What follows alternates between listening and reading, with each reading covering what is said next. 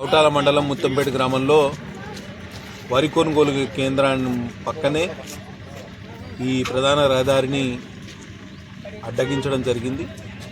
ఇవాళ తడిసిన ధాన్యం రోడ్డు మీద పోసి రైతులు గగ్గోలు పెడతారు. కొంత జిల్లా అధికారులు, ఈ సివిల్ సప్లైస్ అధికారులు ఇంకనైనా నిద్ర నుంచి మేల్కోవాలి. రైతుల్ని నట్టేట ముంచే కార్యక్రమం చేస్తుంది. కేంద్ర ప్రభుత్వం మద్దతు ధర 2,320 రూపాయలు ఇస్తా అంటే కనీసం ఆ మాట నిలబెట్టుకోలేని పరిస్థితిలో రాష్ట్ర ప్రభుత్వం ఉన్నది.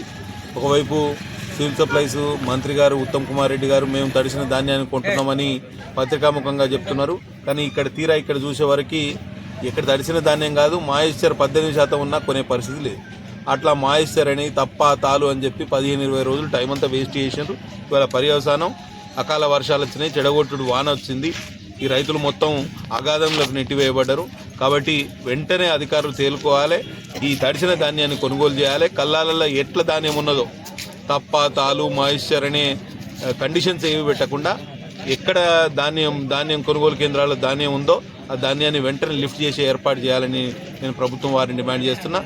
మేము ఈ పోరాటాన్ని, ఈ రాస్తా రోకోను, ఈ రహదారి దిగ్బంధనాన్ని మొత్తం అధికారులు, జిల్లా అధికారులు వచ్చి ఈ రైతులకు భరోసా కల్పించే వరకు మేము ఇక్కడి నుంచి లేసేది.